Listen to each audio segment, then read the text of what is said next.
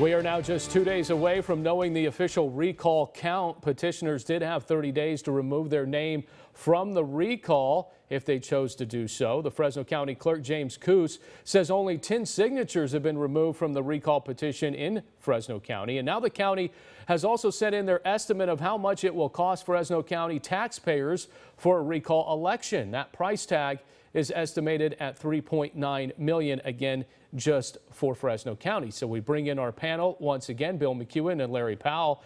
And let's start with this gentleman. Any doubt that we will not have a recall election once the official numbers come in on Tuesday? Larry, your thoughts first. I think there's going to be a recall election. I'm not sure that Gavin Newsom will be kicked out of office.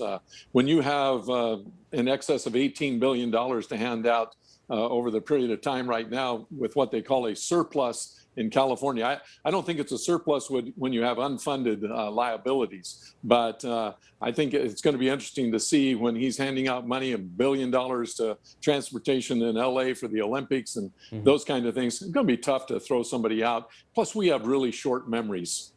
You know, Bill, Fresno County Clerk James Coos says it's going to cost our taxpayers here in the county close to $4 million. The other 57 counties sending in their estimates as well. Any guess what that final price tag will be? So I've seen estimates on this. They came out early. It was $400 million for the entire state. What's interesting to me about this is the suggestion about the Democrats in Sacramento using their legislative power to move the election up.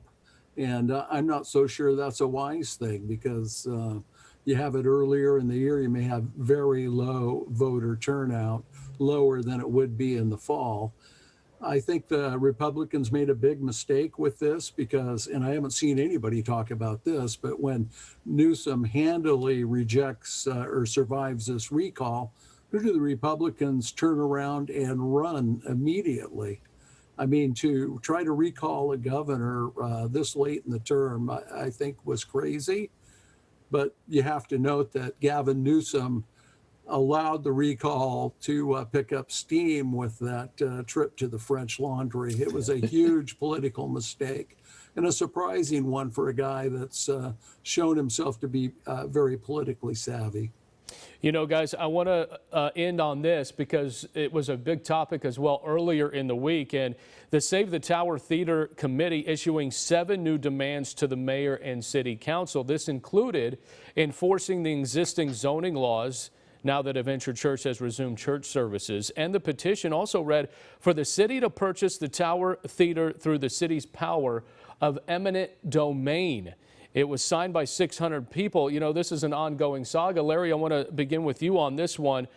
Should the city enforce the zoning law? How do you think they'll respond?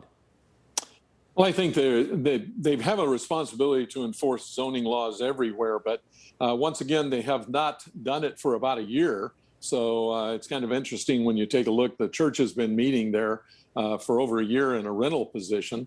And I just think you run into all kinds of issues on the other side when you superimpose a zoning ordinance that you haven't done anything about and you've ignored. So you're going to create more issues for yourself with that as well. I think this whole thing is something that could easily have been settled with people just sitting down eye to eye, knee to knee, and talking it out. How do we work together, you know, so that we can make this a win-win for everybody? Well, and full disclosure here, the mayor and city council members, not really under an official gag order, but the city attorney has said not to talk, that they are not allowed to talk about this particular subject, especially on these demands. And Bill, I'll finish it with you here. The fact that they're asking the city to try to use their power to purchase the Tower Theater through eminent domain, how dangerous is that? Well, first of all, such a purchase would not qualify as eminent domain. I mean, that kind of purchase by the city is not eligible just as a single purchase. They would have to do a massive redevelopment project in the whole area.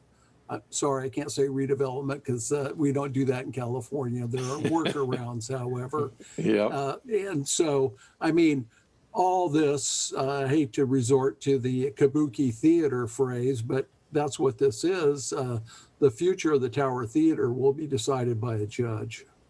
And guys, real quick, I got 30 seconds. Adventure Church, are they ultimately going to become the owners of this portion of the Tower Theater? Bill, I'll start with you. I don't see anything really stopping it yet. But again, my caveat is a judge will decide this. Larry? It's pretty hard to stop a purchase that is not illegal, you know. All right. Bill McEwen, Larry Powell. Gentlemen, thank you so much for being on Sunday Morning Matters once again. Appreciate it. My pleasure. Nice having you. Thank you. All right. Still